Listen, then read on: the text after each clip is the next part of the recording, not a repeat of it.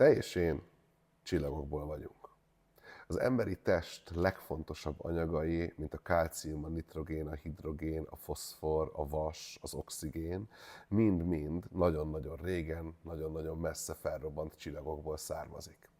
És valamiért az univerzum úgy gondolta, hogy ezeket az építőköveit a csillagoknak a mi testünk építőköveivé is teszi.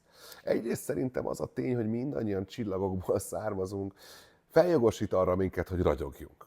Erről szeretnék beszélni az előadásomon. Ilyen és ehhez hasonló tényekről. És az ilyen és ehhez hasonló tényeket szeretném összekötni ilyen művészi gondolatokkal, mert szerintem az, hogy csillagokból vagyunk, és hogy emiatt ragyoghatunk, ez gyönyörűen összefügg Shelley a Szerelem filozófiája című versének első strófájával, ami úgy hangzik, hogy forrás folyóba ömlik, folyó az óceánba, az egeknek folyton özöllik vegyülő suhogása.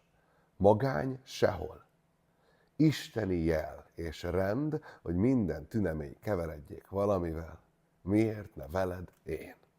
Ilyen és ehhez hasonló dolgokról szeretnék holnap este 6 órakor a Vörösmarty utca 3. szám alatt beszélni, az előadásomon, aminek a címe a világ legjobb helye. Várlak szeretettel, a jegyeket megtalálod a kommentmezőben vagy a bióban.